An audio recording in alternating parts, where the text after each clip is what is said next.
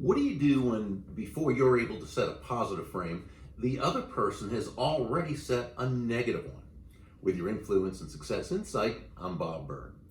Last video, we looked at the power of setting a positive frame, a frame being the foundation from which everything else evolves. So when you've set that positive or productive frame, you're already most of the way to the results you want. Great. However, there'll be times when before you're able to do that, you'll notice that the person with whom you'll be interacting brings a very negative or angry or defensive or some other type of counterproductive frame to the table. That's okay. First, be sure not to get caught up in that. Otherwise, your thoughts, words, and actions will emanate from that negative frame, and it's easy to imagine how that will turn out. Control your own emotions and respond. Don't react. Just as Judge Celia Henshaw, one of the mentors in John David Mann's in my book, The Go-Giver Influencer, demonstrated with her protege, Jackson, while you have no say over the frame someone brings with them, you can absolutely reset that frame. An example of this was the story I shared with you back in video number 1 of this series about the person in the parking lot. Remember, I almost hit him with the car, which of course was my fault. He reacted with an anger frame. Who could blame him, right? But had I bought into that frame and reacted to it, now it could have been a real nasty situation. Instead, I reframed that negative situation and turned a potential adversary into an ally, a potential enemy into a friend. You can see how, aside from the better outcome, it just feels so much better to operate this way. Let's look at another example of resetting an already negatively set frame, in this case within the context of a sales presentation and how it might transpire.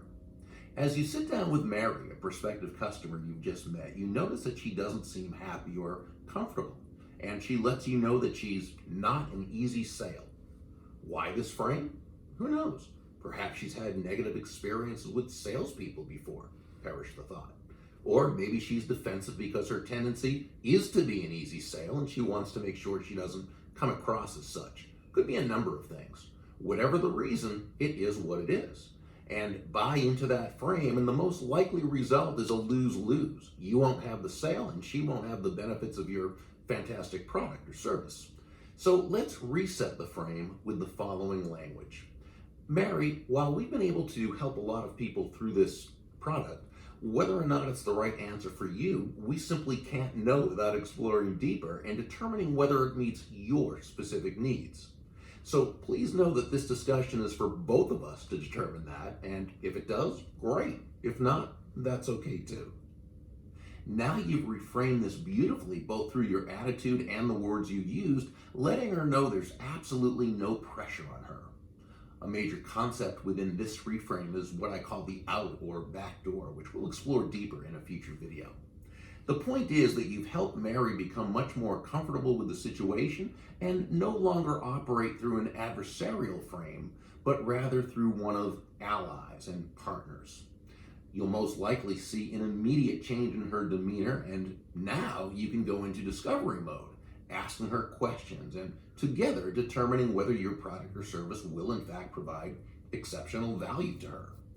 So if you're not in the position to establish or set the frame, and the other person seems to have a negative frame already set, be sure and control your emotions, respond instead of react, and then reset their negative frame into a positive one that benefits you and that person and provides an excellent chance for a win-win outcome.